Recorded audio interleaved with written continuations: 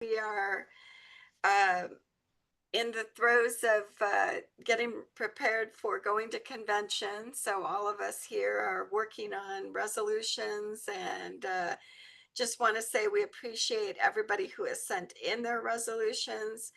We had a goal this year of having at least, I think our goal was 35 states to submit resolutions, and Lisa might be tied up right now, but she 38 was our thir- goal, our goal is 38. Okay, and where and are we're on 30 we're right at now. 30, and we've still had a number of people that she's reached out to at the departments and let us know that they are going to be submitting those resolutions.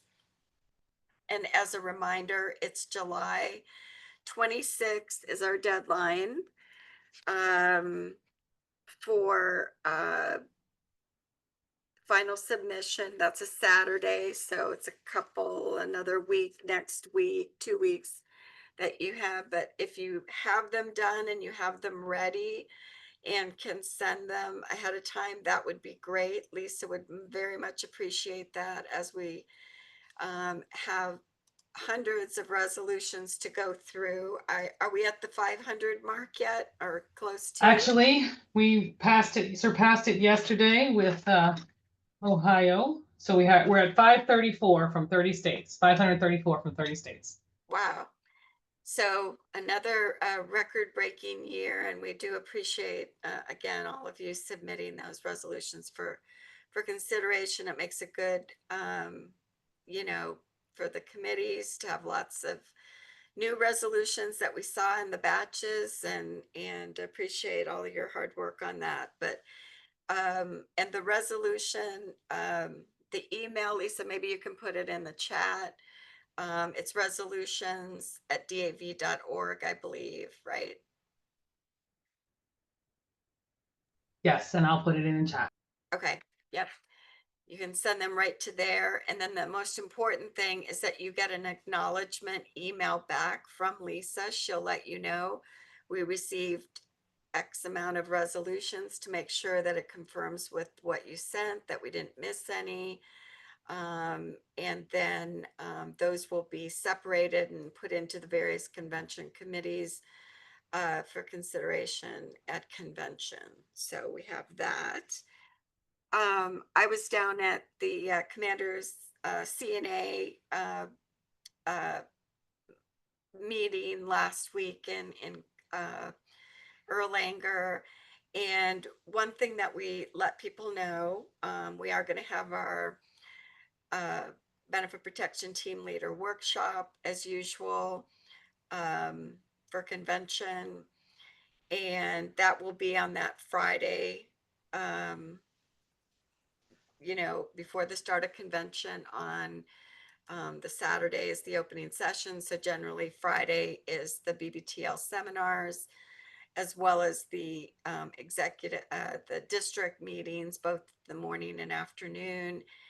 And then in the afternoon as well, we're going to host, after the uh, district meetings in the afternoon, we'll host um, preparing for convention resolution committees. And that, again, is for anybody serving on those committees. They'll get a little letter, a little flyer in their packet that says that they were selected by their department or district to serve on a convention committee, and that information will be in there. But we welcome anyone who wants to just learn more about the process, especially if you're hosting someone that's a brand new for convention, for the, coming for the first or second time, really hasn't gotten into the resolution process and wants to learn what that's all about. John Retzer will be hosting that along with the rest of our team, and going over and being able to answer any questions. We always bring it, all of our leftover resolution books, and we do have a number of those. And we give those out, so that if somebody knows they're going to serve on, the particular committee, they can go to that and look up all the resolutions and review those before going to that committee the next day or within the next couple days. And that really helps people prepare appropriately, especially if it's their first time serving on one of those committees and they're not as familiar with all the existing resolutions. Because as you know, we have to have the full complement of resolutions reintroduced every year. They last for from convention to convention, and then they have to be reintroduced. So we know we have a number of those on the books, and that helps our team, the legislative team. When we go up to testify, you see in our testimony, we often say um, that we have, we're able to support this specific piece of legislation based on this resolution, or if we oppose it, or, what our stance is. And if we don't have a resolution, then we usually have to say we, make no official position on this as we don't have a resolution. So that's why the vast number of resolutions are needed every year. So this year, we do expect the secretary will be there, Secretary Collins, to make remarks. If anybody went to Midwinter, I think they got to meet him or hear him make comments and remarks, but look forward to having him at convention. And one announcement that did come up that probably most of you saw that we've been talking about with regard to the reduction in force. There was the big, concern over the last several months when the new administration came in. They did indicate a government-wide, reduction in force, which included VA, and they expected to return to levels that they had in 2019, which was about a reduction anywhere from 75 to 83,000 positions. Right away, DAV was on the record and making sure that everybody understood. Um, we were very concerned about such a large number. We wanted to know the exempt positions, and the secretary did put out a list of about 350 positions who they considered direct providers, people that saw veterans face to face as part of their job description, would be exempt. So, the actual care providers. But we know that um, the VA, especially the healthcare system and central office and other place, there's other very important positions, about program positions and people at the VISN level and the administrative people that are behind those folks who really have essential roles in making sure that claims are being you know processed appropriately and expeditiously, and on the healthcare side that we have a lot of administrative nurses and other people who coordinate staffing levels and oversee really important parts of providing care. So we were concerned with that, but the VA did come out with their message, that first they said, we expect the 80, maybe up to 80,000. We didn't know what their plan, really the details were. They didn't share that with anybody, but they did come out with a message just a couple of days ago with regard to um, it was about 30,000 staff that they expect by the end of fiscal year 2025, those positions to be vacated. So the fiscal year starts on October 1st. So, we've got the rest of July, August, September, and then you're into that. So just they're close to that number, they said, and that they indicated that they really have achieved this this level of 30,000 through normal attrition, early retirements that were taken, deferred resignation program that they offered, and federal hiring freeze. So they feel the bulk of that has been achieved. And I think they said about 12,000 more they expect over the next couple months would be making up that 30,000. And so they didn't put out, um, uh, additional uh, number of people. But that doesn't mean it's over as the reduction in force. This is sort of the first phase, the way we understand it. I am going to share my screen with you because DAV, you should have gotten the message that came out from Commander Contreras. And we really highlighted that, DAV is cautiously optimistic about these plans, about the reduction in workforce.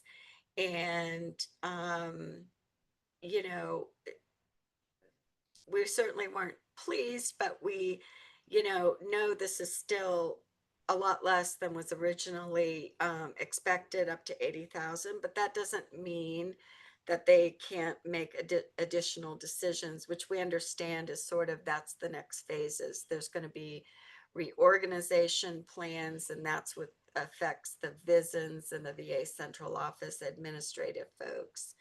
So, but, the commander did say in his message that, we appreciate what Secretary Collins has done.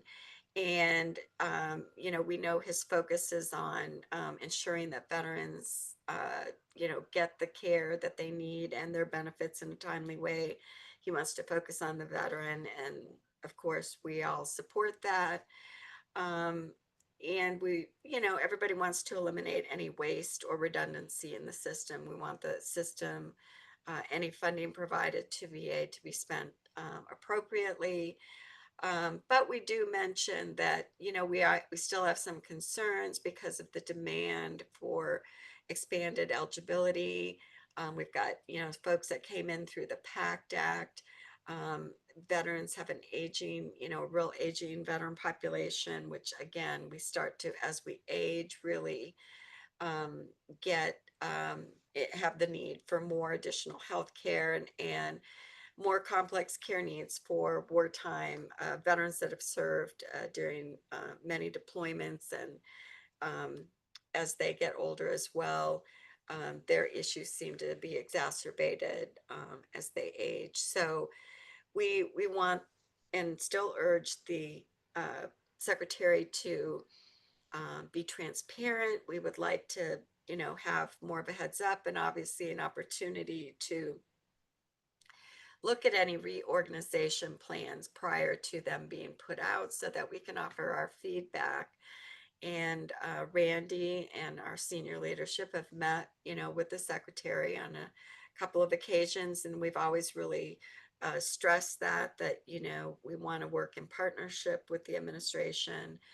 And part of that is, we are a voice for our membership, and our membership are high users of obviously the benefit system and the healthcare system. And so we are going to hold them accountable um, to making sure that he keeps the promise that was made, which is that there will not be a negative impact on benefits delivery or healthcare delivery during this reorganization, during this, um, uh, you know, uh, reduction in force. So I want to just stop there and ask if anybody had questions about that. Did everybody see the press releases and kind of the news that was out there, or have any questions about that?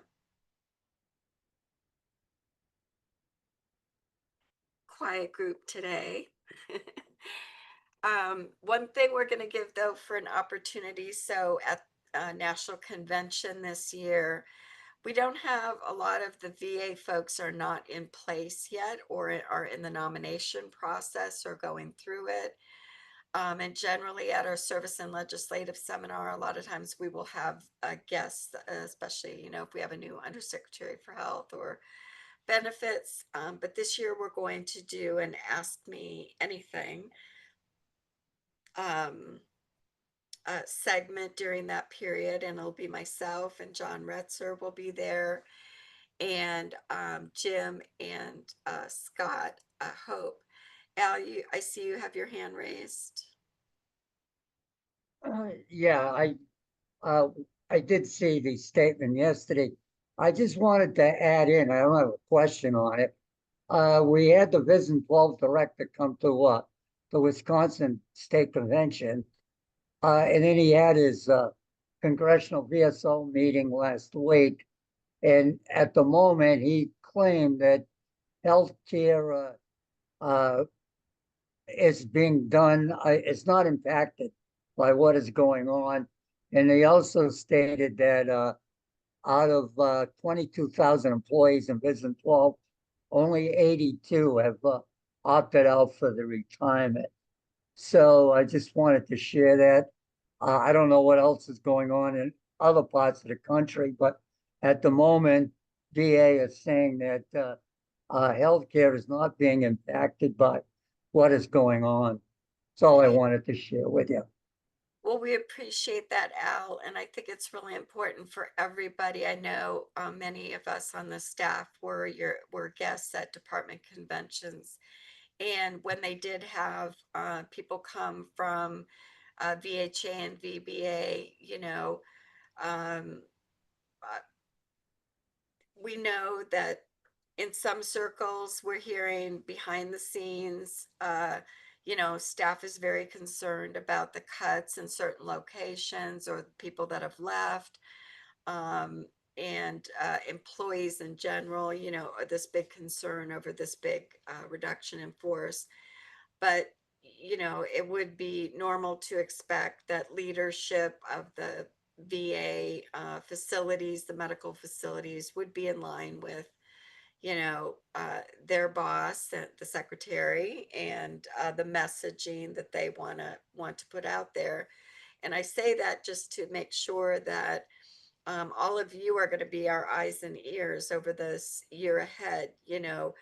These things, this is going to probably be impactful over the long term. And this is the largest reduction in force that we've seen. And John, I think John looked at some of the previous numbers from previous, going back, how many, because they always lose a number of people through attrition. And there's, different things that impact, but when you have a hiring freeze and then you're dropping off people and then sort of a forced, we'd like you to take the early out, this is a significant, um, number of people that are being, you know, uh, let go or not have, those positions not being refilled. And that's really going to be probably a slow burn impact. And so if you see something or hear something or experience something yourself, I think most of us use the VA system. And again, that's where the real, tell will be, is when you try to, call somebody and get an appointment, or, there aren't people at a front desk, or, um, you know, those types of things is when you might notice, hey, they're shorthanded, or, you know, those types of things. So we're going to have to really keep an eye on that. And of course, we want to keep hearing from the administration on this reorganization plan and what that's going to mean. We've had a lot of gains that have been made over the last, several years, especially with regard to the reduction, I mean, with regard to women veterans. And when those program offices are really important because they've got a research arm and they've got various different people that are supporting them. And again, they're not direct care providers, but they're program managers. And those, are throughout the system, not only for women veterans, but for mental health and, prosthetics and other programs. So very, very important um, to keep an eye out on all of that. And John, I don't know if you had anything more on that you wanted to say with regard to the riff or. No, I think Joy, you really hit it. I mean, just for your own, the 17,000 that we have currently right now is 7,000 over the most in history that VA had. So the last time that they had this happen was 10,000, where they did a reorganization, and that was some years ago. And the third number that they had was 4,000. So that gives you an indication how this one is very impactful, and we haven't even gotten to the 12,000 by the end of September. So that gives you a very good perspective of the reduction, and the percentages basically, 6%, over what we initially had heard that they were shooting for, that 15 or 17,000 or 17%. So if they get to September, we're already looking at 6% cut. And unfortunately, we are watching it very closely, and Joy knows I'm looking at some of the trends right now, and we're also able to see where the hiring process is, because the VA does provide a dashboard for us to see that in fiscal year 2025. Just so you all know, they did hire a little over 10,000 employees, and however, they lost 21,000. So that gives you a good spectrum of what's really happening, additional to the 17,000 that they're talking about. So it shows a bigger picture. One thing that we are concerned about, however, is as we go through this process of reorganization from the VA, is that onboarding employees and new hires, that's a big concern for us. It takes over 3 months from the time of they hiring them to get them onboarded. And we're also tracking the actual positions that are strained, and we're watching the goals if they're being met or not. And unfortunately, in the clinical world of the Veterans Health Administration, we're seeing a lot of providers' needs are well below the numbers in the second quarter already, that they have not backfilled what we needed from the previous administration to manage the mental health and suicide prevention efforts or specialized care needs.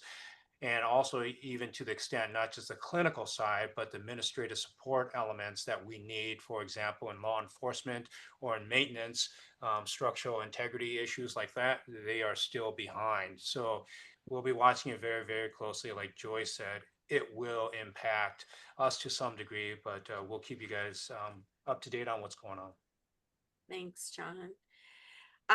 So back to the service and legislative seminar, when I was at CNA, and talked about this year's convention seminar, what we're going to do is have questions submitted, and our communications folks are going to be sending out an email where everybody can, any convention goers or any of you obviously, can submit a question or questions that you would like the staff to address. It can be on any topic or any issue, again, that you think would be of interest to convention goers in our membership.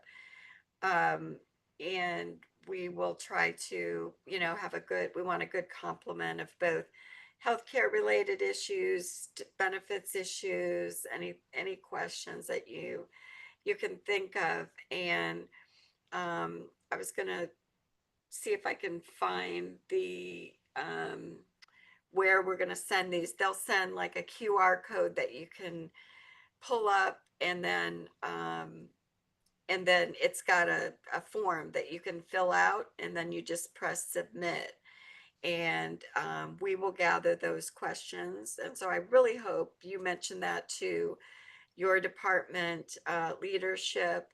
And it maybe if you've got a meeting before convention with the membership, take some questions from the audience and have someone submit them, or let your leadership know, and you guys can do an email, out to folks if you want, or just try to gather some topics so we can be prepared to select a number of those questions and answer as many as we can. All right.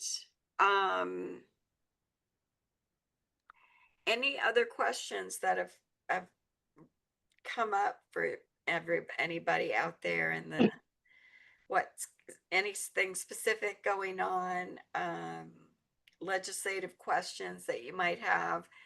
The committees were doing some markups. They were going to schedule a number of markups in the House, and those got canceled. I haven't seen that they've been rescheduled yet.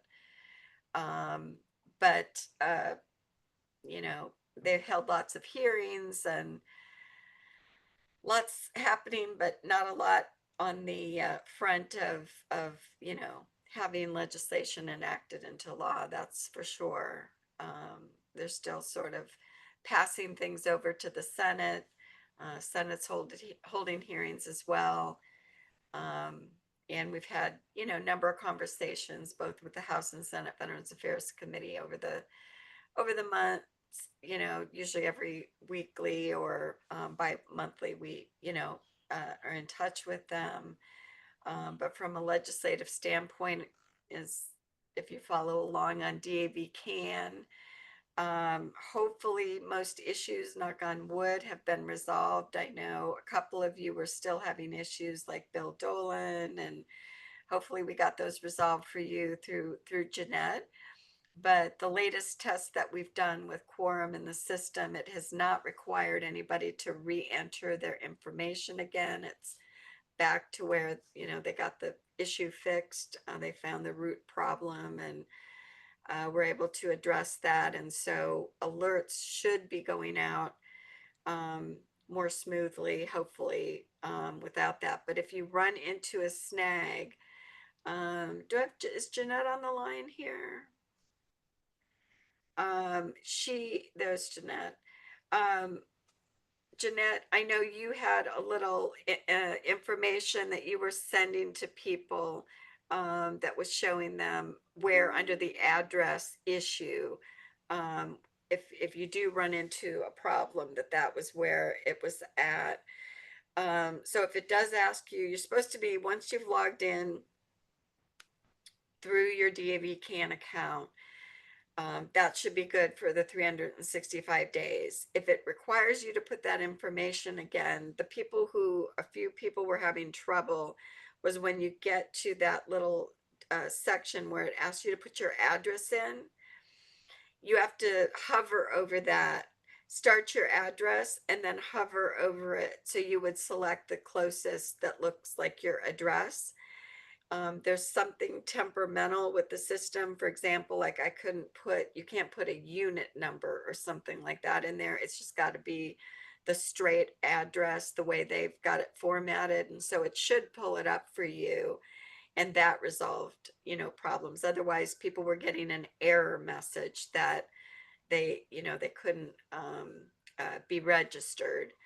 But how many, we just sent out another alert today. Did everybody get those? And did anybody run into a problem, or all good? Good. That's what we like to hear. It's very promising. Yeah, we did hear from a couple of people and even a couple of staff members here. It came to two locations. It came to like their Gmail address and their DAV mail address, but hopefully you've just got one email in there and you're not getting duplicate copies of the alerts. But if you do, you just take action on one of them and that's it. But if you have any issues, Jeanette King, you can contact her and let her know at jking@dav.org. And she loves getting those emails when we've sending out these alerts, when we've been having these problems, you know. She gets a little inundated with those, but she gets back to everybody and tries to work through it with you to make sure that you're, you know, getting through. And I think you've been able to resolve most everybody's issues, so that's a good thing. David, did you have a question? No. David Garcia, did you have a question? Yes, I do. Okay. This is for John. Is there a resolution number already or has anybody submitted a resolution on DBQs? I need to see what that is, that number, so I can look at it and do my research, because we have a problem here. And I did speak with the director of EHA and the BBA. They had two different answers, and really, some of our veterans that go out in the community to get them filled out, well, basically they pointed back to the VA. So in the Title 38, I think it states they may fill these out. So I want to see if it can be changed to they must. So Yeah, I'm taking a look right now to see if we have received one, and we're gonna go back. I don't see one showing up yet, but it doesn't mean it's there. I just gotta look for the proper titling, and we'll Yeah, see. And if we see it, we'll send it to you. Unless Naomi, you found one? yes, sir. We did. I think- I believe we got two actually. I can send them to you. And what are what are there's the a VHA directive that tells them that they may. because I have the book. Yeah, I I'll send it. please send me the numbers so I can read it, and maybe there's something can be I can rewrite the resolution where I will bring in the Are you VA, asking for the current number or the new number? the both current and new.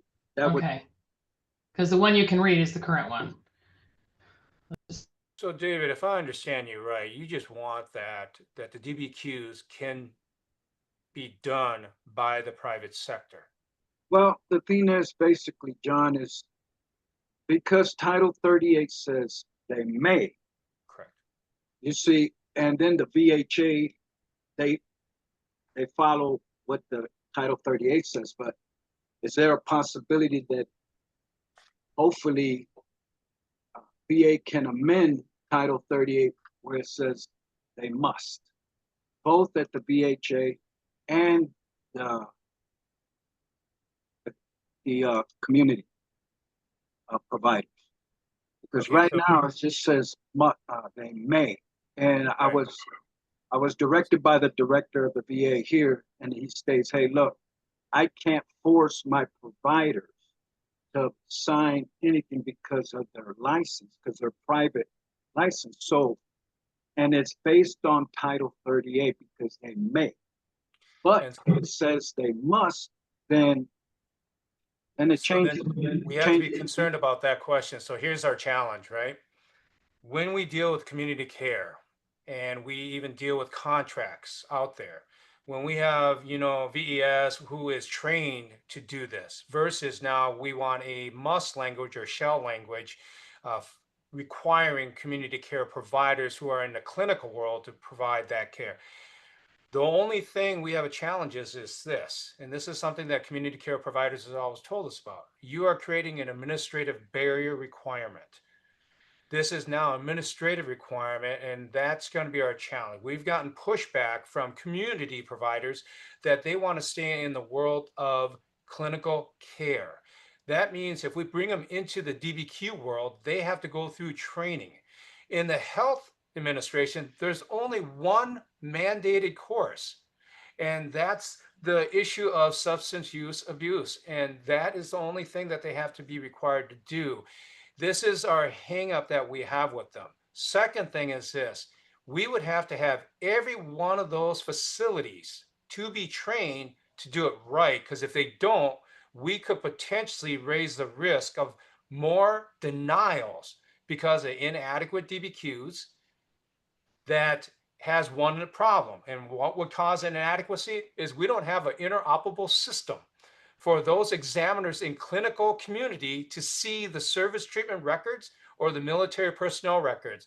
So when it comes for them to give their nexus, their medical opinion, it is going to be purely assumption, and they could weigh against the veteran because they have no pathology show continuity or chronicity of the condition, nor we have another challenge. They're not culturally competently trained in military or veterans issues to the degree that we want them in the VA.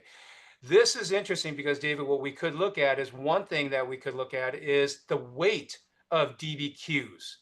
If a veteran is able to find a community care provider, and this is something that we've always challenged in the NSO Corps, and we've been extending that to the TSOs, is when we have examiners in the private sector, we want more weight given to our private providers, that they can, as long as they have been given apples to apples. So for example, that we carried our military service treatment records to our private examiner, and they were able to look for the service connection aspect, that they had the whole health. Increases are easier, and that's where we had that fight. If you remember years ago when I was out in the field, we had the DBQs that were internal and external. Then VA took it away from us on the external side, and we had to fight hard to get it back. That was a good win for us to get them back. But again, we challenge a system if we push them into a situation we have substandard to no training on DBQs, which could have adverse effects. Because remember when we went into QTC, VES, LES, all of those companies, when they first started, even when they were trained, they were giving substandard outcomes for our veterans, getting denied because they went on the side of caution, and then they were processing it so fast. So I get what you're saying. It's very thoughtful. It's going a direction, but maybe we massage it in a way, and you and I can look at it. Maybe we'll just get on a call and we could technically do an amendment to our current resolution to help that process. Got it. Okay. Thank you. Great. And that's the kind of discussion too that we hope you're having, at the department level with regard to resolutions. And those of you who might be sitting on a committee at convention, in if something changes, we can amend those resolutions as long as they're, approved for the amendment. If we see a change that needs to be added or made to something, which we're tweaking all of those when we look at them here to make sure if something changed, a piece of legislation covers part of the resolution, but now there's a new issue. We want to have those, reflected in there so we can, talk about that from a legislative perspective with folks. So that's good. Len?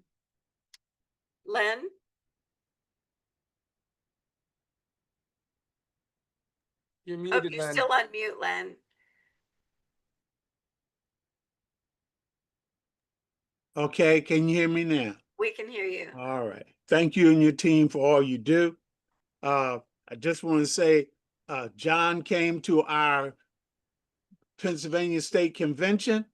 He did a masterful job, and we had a resolution that was not approved for maybe 2 years. And John explained it on why it should be approved. And now I think it got submitted. So I thank him for that. I mean, he was there every single minute of the convention. And he's really a workhorse, Joy. He really is. Good. I know that for Yeah. sure. I know Yeah. that. Mhm. I've got a great team here, and I see Fred smiling, Fred Wagar too. Appreciate all you guys who reach out and let us know what's happening with different pieces of state legislation on claim sharks issues. There's a field hearing that's going to be happening at the end of July in Illinois, right, John? I think it was Illinois. And the commander and them reached out and they let us know. And that's really helpful because they wanted to talk about DAV's transportation network and our National Service Officer program and highlight all that DAV does. And we're always here. Our staff is always here to help you try and gather some stats and the appropriate resolutions, or, help you put together a statement. Obviously, when they do a field hearing, they really want to hear about the local issues. And that's totally appropriate, but we can always help you with that. And if you need something proofed or edited, just send it our way. We'll get Lisa or Jeanette on that and look at it. But I know claim sharks throughout the last several months, many of you have reached out to us and let us know. I think JR just testified. I think he's on here somewhere the other day. And I'm sure did a good job, and you know, was able to talk about why DAV, you know, um, what our issues were with a number of these represent people who can, you know, trying to represent veterans but charging them to do so for their earned benefits. So we appreciate those that have stepped up and taken that on and gone before their state legislatures or their federal when they've had a field hearing. So very good. Let's see, anybody else have a question? Any questions about convention that you can think of for us? Anything you'd like, you know, generally we're for our benefit protection team seminar, we're going to talk about where we are on our critical policy goals, what legislation's been introduced. We're sort of at the halfway mark of the session, the first session of the 119th Congress. And so we'll let everybody know, you know, what are our key bills now that we really want to push forward. We've got, you know, a lot of good sponsorship of certain legislation that we have resolutions on. And we'll also, Peter will be back and he will be talking about sort of some of these bigger picture items, budget items with regard to VA's budget for the new fiscal year, and just challenges that are, you know, these challenges that are percolating up. But you know, we hope to have a good convention. We're looking forward to seeing everybody in Las Vegas. You should have been prepared from last year for at least being in Arizona. Everybody acted like that was Carl, the end of the world, man. It was so hot there. They were like, I can't take it. But we did have to walk outside, which was, I know, a shocker every morning for folks to have, you know, 100 degrees at, you know, dark 30. But we'll be Joy, in this is Fred. We've only reached 111 so far this year. Oh, it's a dry heat, you know. It's a dry heat and we're going to be inside. Yeah, in Arizona, we were 117 2 days ago. There's no doubt.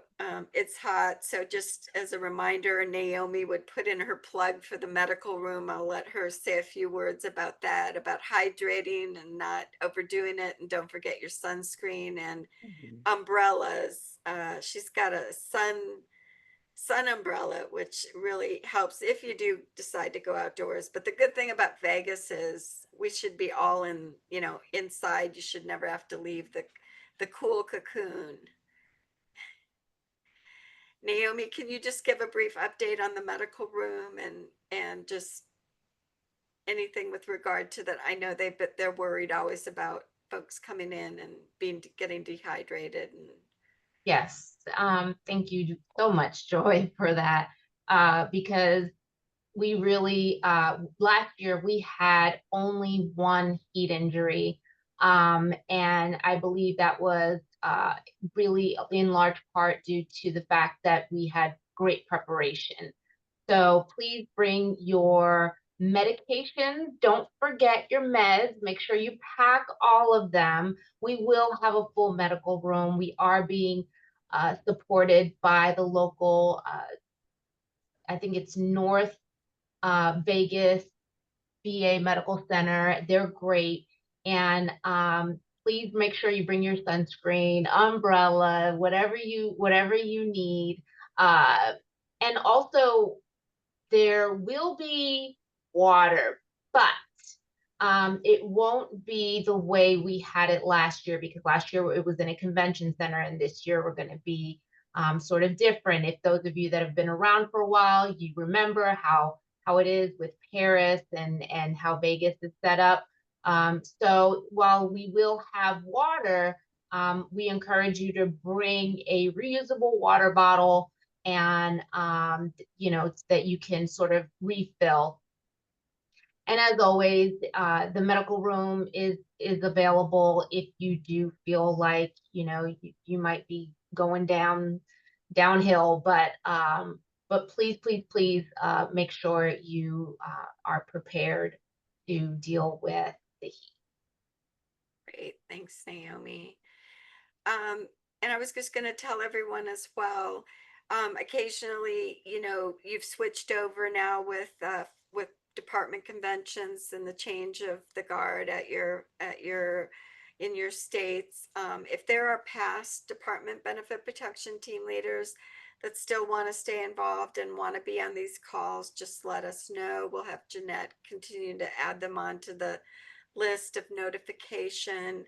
I'm always good with that. I always want the BBTLs to, you know, have access to getting the information right away. But we do record these, so you can always share it with somebody if there's other folks that are interested, and you can watch it anytime that's, you know, appropriate. But having that ability to ask, you know, specific questions, please let them know. You know, we're happy to have that. We have plenty of room to, you know, have more people on, so don't worry about that. Naomi or anybody else on my team that's on the line, any key issues you wanted to mention? No key issue, just wanted to remind everyone that the longstanding resolutions that we had, we did do sort of a facelift and make sure that the data that we have in there is updated, and maybe updated some of the title. So just sort of look out for that, and if, you know, resolution looks a little different, that's a good thing. It's because we gave them a facelift. But other than that, no. Thanks, Joy. Okay. All right. I don't think Shane and them, I can't see everybody on here, but I'm No, not they sure got if a Shane priority and call right now on toxic. they're on their call. measures. Okay, gotcha. Okay, great. All right. Any other questions? Otherwise, hopefully we're going to see many of your faces at convention. And I hope everyone has safe travels. And let me just see if, oh, Kevin just sent me the QR code for the podcast. Oh, wait, yeah. So let me just show you real quick. Let me share my screen again. Okay, so there is, I'm not sure where this is under on DAV, but it says DAV podcast questionnaire. And it's an ask me anything format. So any question is fair game. And you just have to fill out your information here, and then the question, and then submit. Where is this on the system?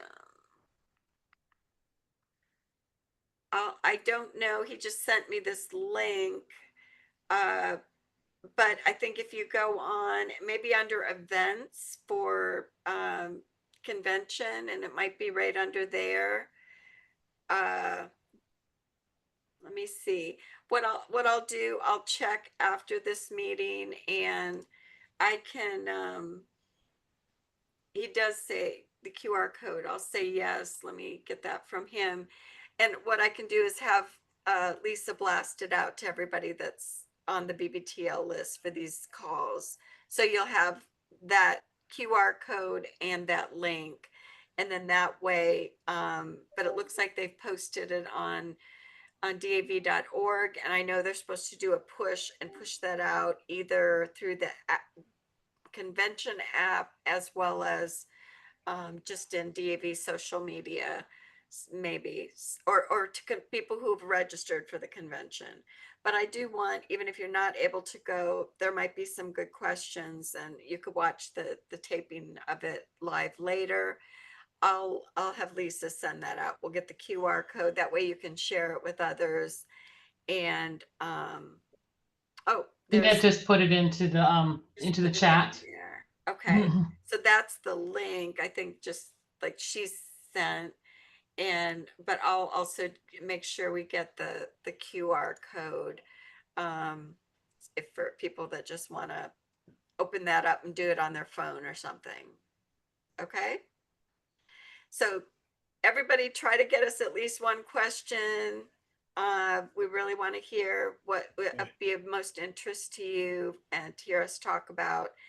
And, you know, that way when we can look at the collection of those and we'll just pick out different ones and try to have a good overview of the questions that have come in. All right, well, we're almost at the top of the hour, so we appreciate everybody's joining us again today and look forward to seeing you. And again, safe travels to everybody that's heading out there. Be patient. I just had an 8-hour layover delay on my last flight back from Erlanger, from headquarters. So you never know what's going to happen these days. At the and I came back and there were like thousands of suitcases everywhere, and then they lost my suitcase on top of it, and you know, it was a fiasco. So I'm hoping, fingers crossed, better luck going to Las Vegas and I don't have that situation, but you never know these days. If you're flying here, Joy, just remember you don't have to take your shoes off anymore. That's right. That's right. Yep. So hopefully we don't have those types of events. It just, I'm not sure, you know, sometimes there's just delays that are on. Weather has been a big one, I think, that's just created. We've had a number of storms here that come through, and then you know how that goes. Once it gets delayed, you get out of the order, people miss their connections and everything else, but fingers crossed. So, all right, everybody, we will see you soon. Take care. All right.